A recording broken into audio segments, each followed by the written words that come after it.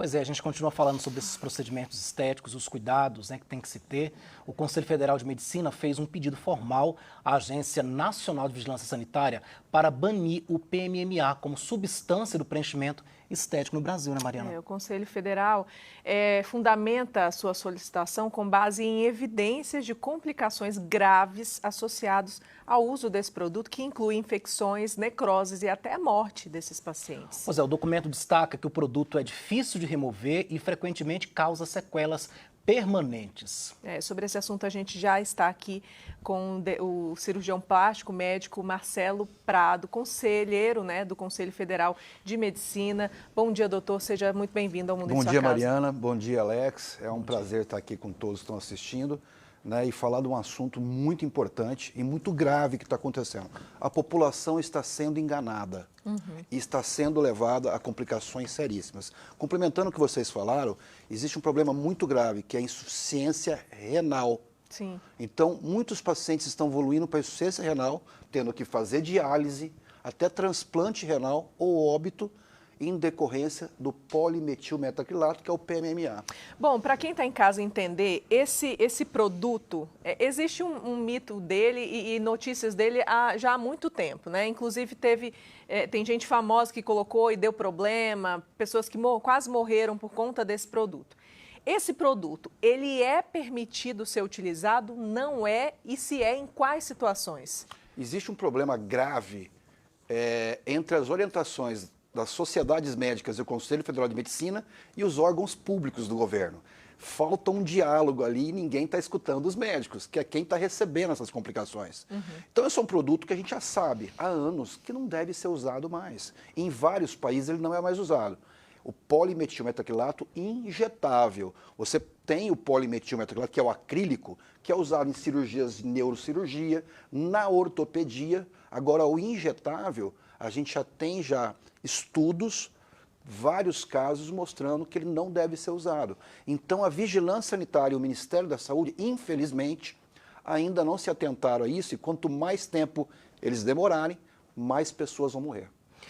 O que o CFM aguarda aí de respostas da Anvisa, doutor, e quais serão os próximos passos aí dessa solicitação? Eu participei dessa reunião, levei esse documento lá junto com os outros colegas do CFM, e a gente está aguardando a agilidade, né, da Anvisa entrar em contato com o Ministério da Saúde e nada mais do que seguir as orientações do Conselho Federal de Medicina. Que as orientações do Conselho Federal de Medicina são baseadas em estudos médicos, evidência científica e principalmente na orientação da Sociedade Brasileira de Cirurgia Plástica, que foi a primeira entidade no Brasil que solicitou o banimento do produto. Doutor, quando fala em produto, eu fico até curioso. Como é que ele é? O que é? Ele é um líquido? Ele é pastoso? Me explica pra gente um pouquinho. Como é que é esse produto? Quem está nos escutando, o PMMA, esse que nós estamos falando, ele é um acrílico. Só que essa imagem que a gente está vendo, por exemplo? Isso é um acrílico, na verdade. Não é dessa forma. Ele vem em forma de gel. Sim. Então, ele consegue ser injetado por seringas. Entendi. Né? Então, o pessoal injeta isso hoje em qualquer parte do corpo. E lá atrás... É um acrílico no corpo humano. Exatamente, em forma de gel. Como se fosse quebrado em nanopartículas num gel e coloca para dar um preenchimento. Quem coloca isso engana as pessoas, para vamos estimular colágeno. E falar colágeno é lindo, né? Sim. Todo mundo adora colágeno. E, na verdade, o colágeno nem sempre vem organizado. Ele forma uma fibrose. E essa fibrose gera uma reação inflamatória intensa que calcifica a região. Meu Deus do céu. Pois essa situação do PMMA, inclusive a gente teve um médico que foi até preso aqui em Goiás, porque ele fazia harmonização facial com esse produto, certo? Então ficou famoso, inclusive, até esse produto por conta dessas questões que tem gente que está deformado até hoje por conta disso. Agora virou moda e a gente vê, inclusive, em pessoas famosas e muitas mulheres fazendo esse preenchimento dos glúteos para ficar redondinho e tudo mais. Isso é um perigo muito grande, já que o senhor está falando que isso pode calcificar e pode dar outros problemas de saúde. Mariana, Alex, outro problema extremamente grave, que é a influência de pessoas com muitos seguidores que fazem um produto, veem aquele resultado imediato e propagam isso, às vezes, para milhões de pessoas, falando como se aquilo fosse seguro. E, na verdade, pessoal, não é seguro. Nunca foi liberado para uma estética. Nunca foi liberado. Né? Assim como esse médico que foi preso, e eu tenho alguns pacientes que foram vítimas dele, assim como de outros casos também, a gente espera que esses outros, né, profissionais também sejam responsabilizados pelos que estão fazendo. Então, pessoal, para quem é influenciador, para quem está fazendo, não faça propaganda daquilo que vocês não sabem. Não é seguro. Doutor, agora, sem dúvida, o glúteo é uma parte aí que a mulher gosta, né? Que tenha mais, seja ali um glúteo mais avantajado, enfim, é possível. Essa mulher que está nos assistindo, que ela quer fazer o procedimento, tem forma de fazer esse procedimento, tem forma segura de se fazer e essa mulher, né, realizar esse desejo? Alex, é muito importante, na medicina séria, correta, a gente falar, existem tratamentos, mas sempre vão existir possibilidades de complicações. A gente tem que abrir o jogo e falar a verdade para todo mundo que está escutando. Não existe procedimento médico sem risco. Sempre. E a gente sendo sincero com o paciente, a gente vai estar jogando aberto e falando a medicina correta, séria. Então a gente tem lipoenxertia, com a própria gordura do corpo do paciente. Você tem a prótese de silicone, que se der problema, você só abre e tira ela. Às vezes, alguns pacientes, nós temos que tirar a pele do glúteo. Cada caso é um caso.